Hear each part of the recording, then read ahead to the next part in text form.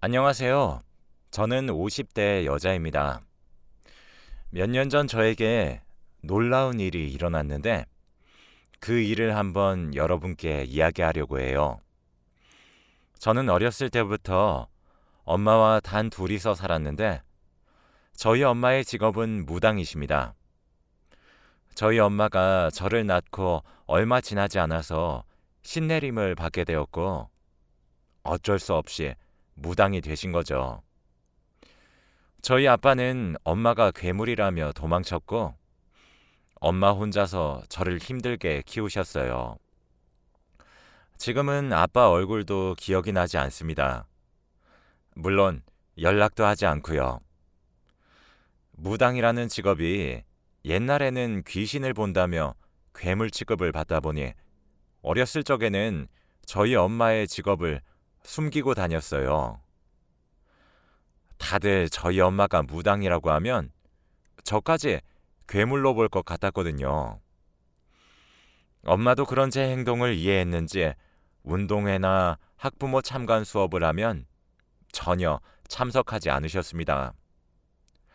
그래도 성인이 되니까 조금은 엄마가 그런 일을 한다는 것에 대해 부끄러움은 없어졌고 누군가 물어보면 선뜻 이야기하고는 했어요. 저는 평범한 회사를 다니면서 직장 생활을 하고 있었고 엄마는 사람들의 점을 봐주면서 일을 하고 있었습니다. 제 월급은 그렇게 많지도 적지도 않았고 저와 엄마가 살아갈 만큼의 적당한 월급이라 지극히 평범한 집안이었죠.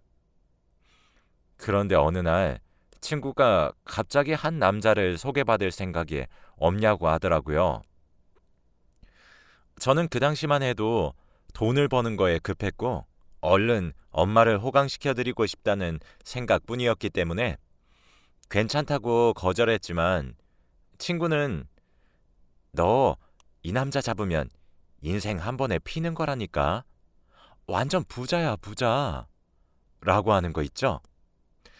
저는 부자라는 단어에 혹해서 그 남자를 소개받기로 했습니다.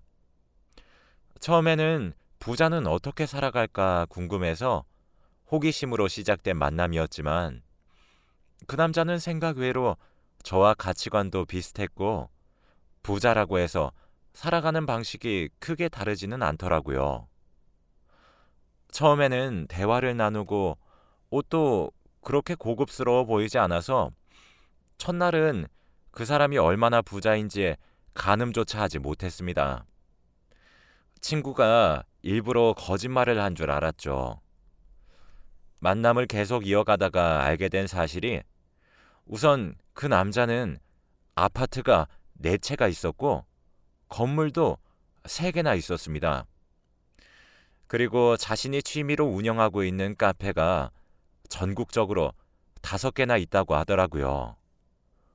저는 입이 떡 벌어졌고 할 말을 잃었답니다. 그리고 저를 데리러 오는 차들이 매일 바뀌었어요. 그 사람의 재력에 너무 놀랐고 매번 바뀌는 명품 차에 도대체 차가 몇 대인지 궁금했죠. 다만 아쉬운 점은 그 사람과 저는 나이 차이가 9살이나 났습니다. 당시 28살이었던 저는 37살인 그가 너무 부담스러웠고 가볍게 만나고 싶었지만 그 사람은 그게 아닐까봐 걱정이 되더라고요. 그래도 결혼 걱정 때문에 나와 잘 맞는 사람을 내치는 건 아니라고 생각해서 우선 그 사람과 연애는 시작했고 대화도 잘 통하고 저에게 다정하게 잘 해주어서 행복한 연애를 했어요. 그런데 그 사람 집에 가게 되었는데 드레스룸에는 명품으로 가득 차 있더라고요. 저는 태어나서 한 번도 명품을 사본 적이 없는데 그 사람을 만나고 나서 명품백도 선물 받아보고 구두, 액세서리 등등 정말 많은 명품을 받았습니다. 저는 오랜만에 동창회도 나갔더니 친구들이 다들 제 남자친구의 이야기를 듣고는 부러워하더라고요. 동창회가 끝나고 집으로 돌아가려고 하는데 남자친구가 저를 데리러 왔습니다. 외제차를 끌고 멋진 슈트를 빼입고 왔는데 친구들이 하나같이 부러운 눈빛으로 쳐다보더라고요. 저도 여자다 보니 남들이 저를 부러워하니까 기분은 좋더군요. 저는 그때 이 남자와 결혼을 하게 되면 앞으로 돈 걱정 없이 살 수 있겠구나 싶었고, 엄마도 호강시켜주겠다는 제 목표도 한순간에 이룰 수 있을 것 같았어요. 그래서 저는 그날부터 오빠에게 결혼해달라고 매달렸고, 그도 찬성했습니다. 저희는 결혼을 하기로 약속하고 저희 엄마를 만나러 갔어요. 그런데 엄마는 오빠가 저희 집에 발을 딛자마자 물러섰거라 라고 하는 겁니다. 저는 너무 놀라서 엄마, 왜 그래? 나랑 결혼할 사람이야 라고 했더니 엄마는 절대 결혼은 안 된다고 했어요. 너 이 남자랑 결혼하면 인생 다 말아먹는다. 우리 집안에 폐만 끼칠 사람이야. 연애까지는 봐주겠지만 결혼하면 엄마 죽어버릴지도 몰라 라고 하더라고요. 저는 그때까지만 해도 저와 오빠의 나이 차이가 9살이나 나니까 제가 못 믿어서 그런 무서운 핑계까지 대며 제 결혼을 반대하는 줄 알았어요. 엄마, 말이 너무 심한 거 아니야? 솔직히 막말로 무당인 엄마를 가지고 있는 딸을 누가 만나주겠어? 오빠 같은 사람이 사위로 오면 감사합니다 하고 엎드려 절을 해도 모자랄 판에 우리 집안에 폐를 끼쳐? 당장 오빠한테 사과해. 뭐? 결혼은 절대 안 돼. 자네는 기가 안 좋아.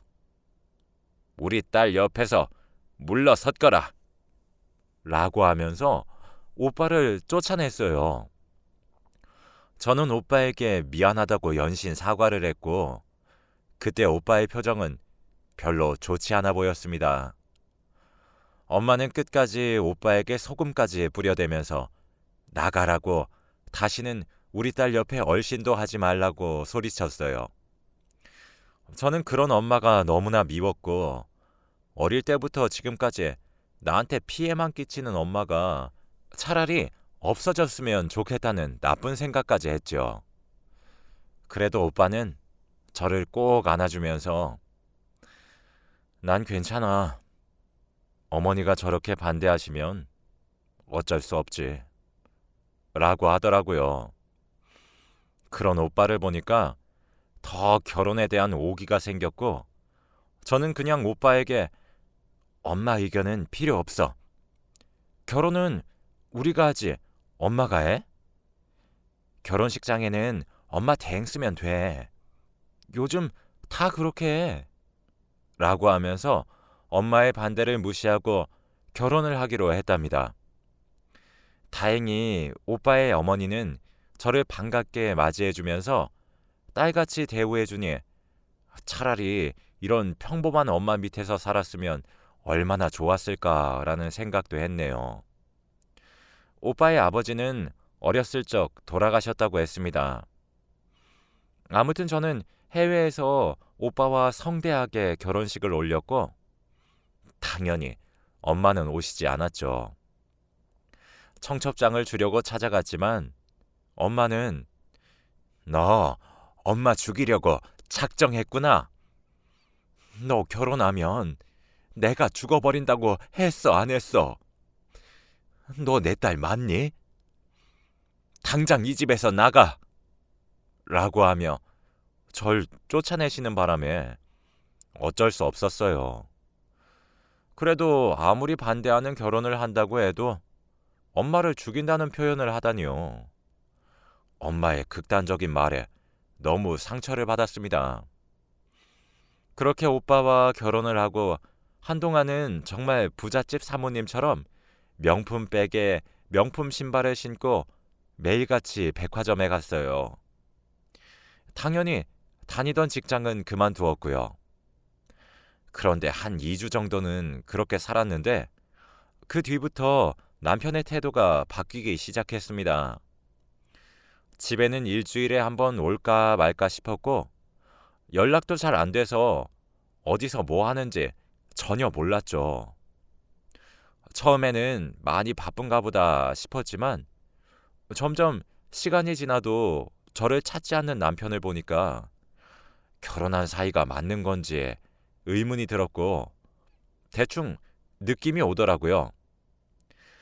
처음에는 여자가 생긴 줄 알았습니다. 그래서 남편의 휴대폰을 몰래 열어보면서 여자들과 대화한 내용들을 다 훑어보았지만 전혀 연인 관계의 대화를 나눈 사람은 없더라고요. 남편 차의 블랙박스를 보아도 평범하게 카페 갔다가 골프 치러 갔다가 하는 그런 장면밖에 없었죠. 그래서 저는 남편의 다른 집에 분명 여자가 있을 것 같아서 남편의 담은 집을 다 가봤지만 텅텅 비어 있었고 아무도 거기서 살고 있지 않았습니다. 도대체 이 사람이 왜 집에 들어오지 않고 왜 이렇게 돌아다니는지 의문이 들었죠. 그런데 어느 날은 갑자기 집에 돌아왔는데 온 집안에 빨간 딱지로 가득한 겁니다. TV에서만 보던 채무자에게 붙여지는 빨간 딱지였어요. 냉장고나 TV뿐만 아니라 온 가구에 다 붙어 있어서 곧장 남편에게 전화를 하니 미안하다 라는 말 뿐이더군요. 알고 보니 남편은 재력가가 아니라 채무자였던 것이었습니다. 그런데 남편은 돌아가신 아버지 때문이라고 둘러댔고 그때 저는 남편 말을 철석같이 믿었어요. 남편은 조금만 기다리면 금방 다 괜찮아질 거라고 절 다독였고 당분간은 집에 못 들어온다고 했습니다. 그러더니 갑자기 저에게 2억만 빌려달라고 하더라고요. 오빠, 내가 지금 당장 2억이 어딨어. 결혼하고 직장도 다 그만뒀는데. 제발, 응? 2억만 있으면 이 상황 다 끝낼 수 있어.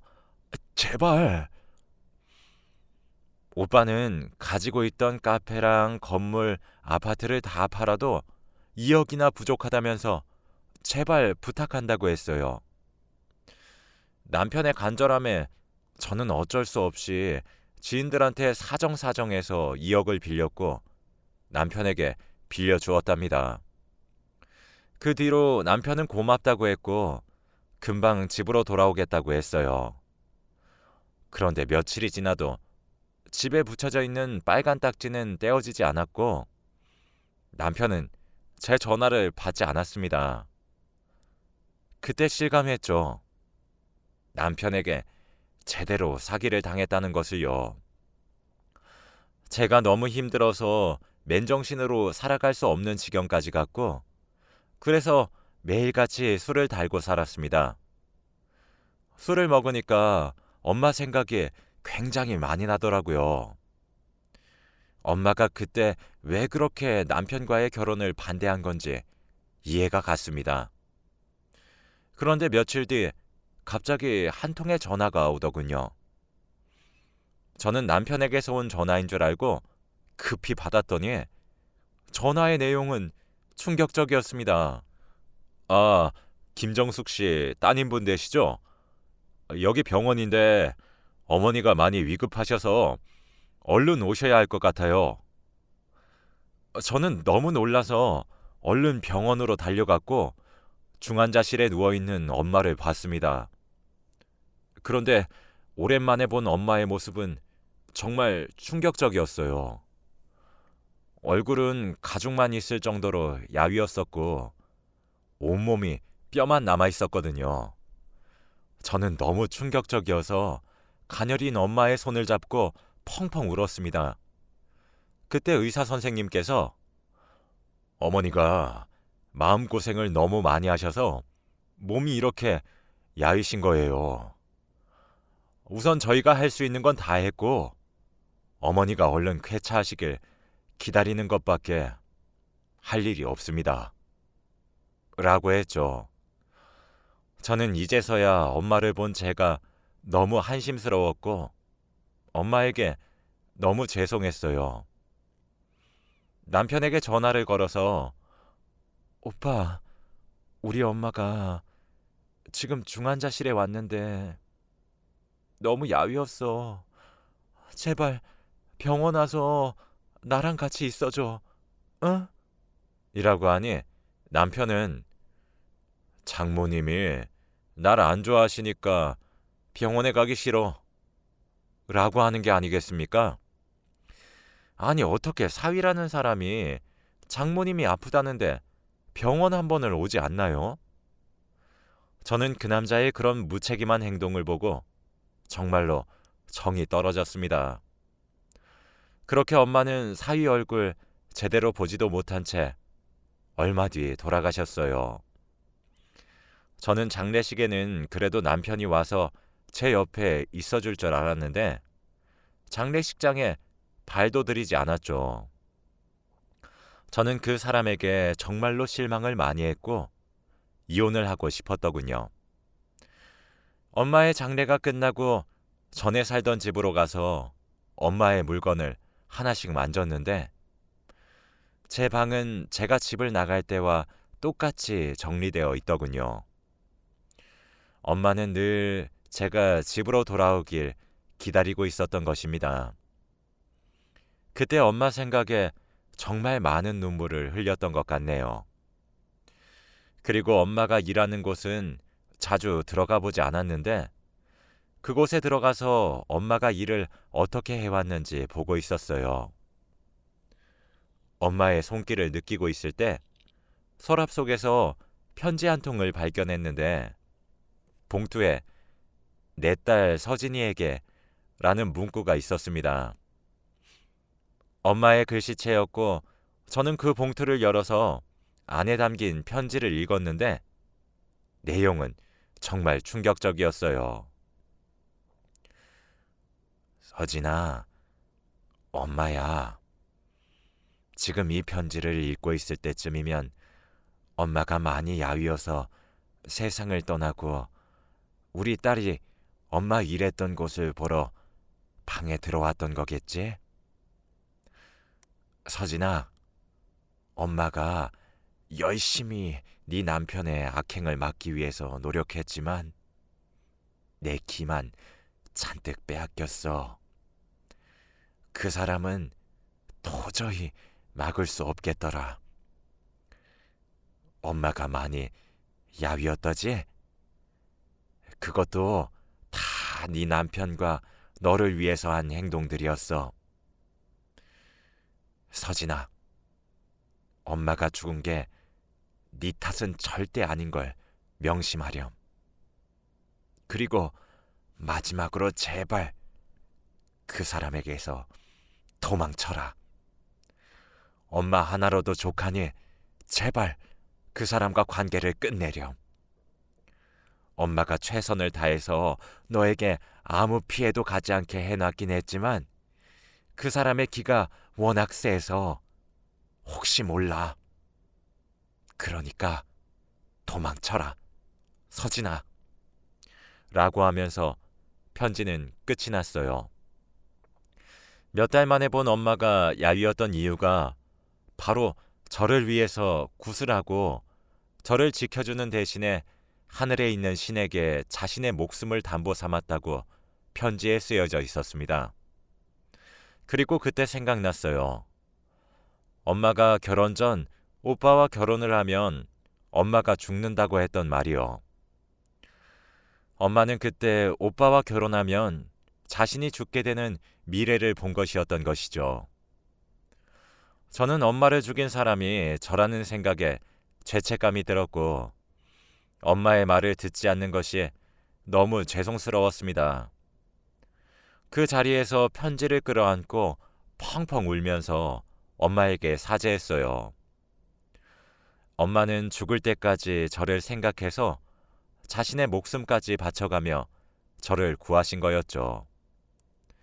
저는 엄마가 편지에 남긴 도망치라는 말을 실행하기 위해 남편과 이혼 절차를 밟으려고 했습니다. 그리고 집에 가니 웬일로 남편이 있더라고요. 그런데 남편의 손에는 엄마의 조의금이 들어있는 흰 봉투가 있었습니다. 오빠, 그거 들고 어디 가려고? 아, 아니, 난 너 힘들까봐. 이거 내가 관리하려고 했지. 뭐? 당장 일이네. 내가 오빠 뭘 믿고 이 돈을 맡겨? 진짜 나 딱 한 번만 믿어줘. 내가 관리하고 필요할 때마다 꼭 줄게. 응?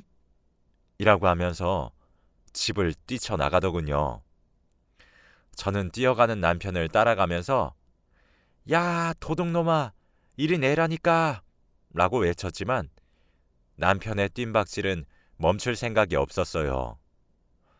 그렇게 남편은 도망쳤고 역시나 집에도 들어오지 않으면서 제 연락도 받지 않았습니다. 남편은 저희 엄마의 조의금까지 탐낸 것이었던 것이죠. 저는 엄마가 돌아가시니까 이때까지의 모든 퍼즐이 맞추어지더라고요. 그때 저희 엄마를 처음 만나고 오빠가 왜 표정이 안 좋았는지 이해가 됐습니다. 남편은 채무자니까 집안에 폐만 끼친다는 말이 다 맞는 거였거든요. 남편도 그걸 알고 표정이 일그러졌나 봐요. 그리고 제가 사기 결혼을 당했다는 것도 느끼게 해주었습니다. 저는 남편에게 2억과 엄마의 조의금까지 빼앗겼잖아요. 바로 이혼 소송을 진행했어요. 없는 돈을 끌어모아서 이혼 전문 변호사를 찾아가서는 제가 당했던 모든 일들을 다 이야기했죠. 남편은 채무자인 사실을 숨기고 재력가인 척 위장하면서 저에게 사기 결혼을 했던 것과 2억과 엄마의 조의금까지 빼앗아간 것까지 아주 많은 죄를 지었더군요. 저는 우선 바로 남편에게 돈을 빼앗겼다며 경찰서에 신고를 했고 이혼 소송도 진행했습니다. 그러니 제 연락은 한 번도 받지 않던 남편에게서 먼저 연락이 오더라고요. 그렇게 저희는 이혼을 하기로 했습니다. 그리고 또 하나 충격적인 사실을 알아냈어요. 바로 제가 남편의 첫 번째 아내가 아니었습니다. 이혼할 때 보니 제가 남편의 5번째 와이프였던 거 있죠? 혼인신고를 할 때는 제가 가지 않고 남편 혼자서 갔어서 알 수 없었는데 지금에서야 알게 되니까 너무 충격적이었습니다. 남편은 미안하다고 사과를 하면서 죽을 죄를 지었다고 하더라고요. 저는 그 사람을 정말 어떻게 해버리고 싶었고 그 사람의 멱살을 잡으면서 네가 우리 엄마 죽인 거야 라고 했어요. 그래도 그 사람은 계속해서 미안하다고만 할 뿐 변명도 하지 않았습니다. 그렇게 저는 그 사람과 이혼을 하고 다행히도 전에 다니던 회사에서 먼저 연락이 와서 지금까지도 그 회사에 다니고 있네요. 그 사람과 이혼을 하고 난 뒤부터 한 번도 본 적이 없습니다. 그런데 얼마 전 저와 전 남편을 소개시켜 주었던 친구에게 연락이 왔어요. 친구의 말에 의하면 제 전 남편은 앞으로 30억의 빚이 더 있을 거라고 하더라고요. 평생 돈만 갚다가 죽어야 하는 신세가 된 거죠. 그리고 돈이 갚아도 줄어들 생각을 안 하니까 사채까지 쓴 모양입니다. 다행히도 그 사람과 제 사이에 아이가 없어서 얼마나 다행인 줄 몰라요. 혹시 아나요? 남편이 죽고 나면 아이에게 빚이 양도될지 말이죠. 아무튼 제 파란만장한 결혼 이야기는 여기서 끝이에요. 더 이상 아무도 믿지 못하겠습니다. 그렇게 다정하고 모든 것이 완벽해 보이던 그 사람도 알고 보니 채무자였고 저를 속이면서 사기 결혼을 했던 것이니까요. 여러분도 돈에 속아서 함부로 결혼하지 마세요. 돈이 다가 아니라는 것을 이제서야 알았습니다. 곧 엄마의 기일이 다가오는데 항상 이맘때쯤이면 엄마가 꿈에 나와서 늘 저에게 딸, 네 탓 아니야. 엄마 괜찮아. 라는 말을 하고 사라지십니다. 아직까지도 엄마를 죽게 만든 것이 제 잘못 같아요. 늘 사죄하는 마음으로 살겠습니다. 제 이야기는 여기까지이고 들어주셔서 감사합니다.